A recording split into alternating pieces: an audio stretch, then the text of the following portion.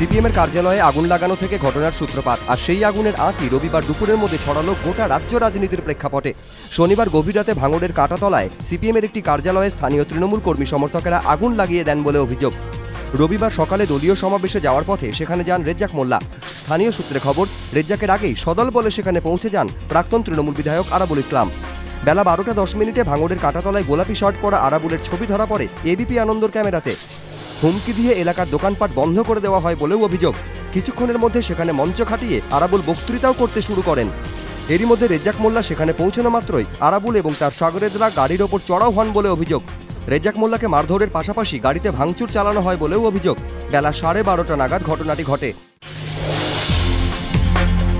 ফের ভাঙড়, ফের আরাবুল। কলেজের শিক্ষিকাকে জলের জগ ছুঁড়ে শিরোনামে উঠে এসেছিলেন আরাবুল ইসলাম, আর এবারের অভিযোগ সেই ভাঙড়ের মাটিতেই সিপিএম বিধায়ক রেজ্জাক মোল্লাকে ব্যাপক মারধরের। এই ঘটনা প্রকাশ্যে আসার পরই ফের একবার তীব্র সমালোচনার ঝড় উঠেছে বিভিন্ন মহলে। কিন্তু যাবতীয় বিতর্কের মাঝেও আরাবুলের পাশে তৃণমূল। ভাঙড়কাণ্ডের কয়েক ঘন্টার মধ্যে পুর ও নগর উন্নয়ন মন্ত্রী ফিরহাদ হাকিম সাংবাদিক বৈঠকে দাবি করেন, রেজ্জাকই বহিরাগতদের নিয়ে আরাবুলের সভায় ঢুকে কটূক্তি করেন। ধস্তাধস্তির কথা স্বীকার করলেও তার দাবি এত বড় কোনো ঘটনা ঘটেনি। কার্যত আরাবুলের বক্তব্যের পুনরাবৃত্তি করেই তিনি বলেন, রেজ্জাক মোল্লা নাটক করছেন। পৌষ শেষের দিকে কমলালেবু ইডেন চিড়িয়াখানা, সামনেই পিছের দিন। এরই মাঝে শহর থেকে জাঁকিয়ে ঠান্ডাটা হঠাৎই উধাও। রবিবার আলিপুর আবহাওয়া দপ্তর জানিয়েছে, আগামী কয়েকদিন স্থিতাবস্থা থাকবে, অর্থাৎ এখনই জাঁকিয়ে ঠান্ডা পড়ার সম্ভাবনা নেই। উত্তরে হাওয়া ঢুকতে না পারার জেরেই এই অবস্থা।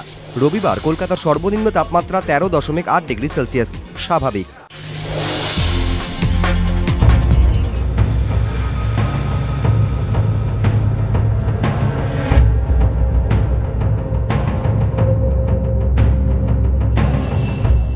ভাড়াটিয়াদের মধ্যে বিবাদ। অভিযোগ, বিবাদ মেটানোর নাম করে পার্টি অফিসের রীতিমতো সালিশি সভা ডাকে তৃণমূল। এক ভাড়াটিয়া ও তার মেয়েকে বেধড়ক মারধরও করা হয় বলে অভিযোগ তৃণমূলের বিরুদ্ধে। পরিজনদের দাবি, মারধরের জেরেই মৃত্যু হয় মাঝবয়সী ওই ভাড়াটিয়ার। খাস কলকাতার ঘটনা।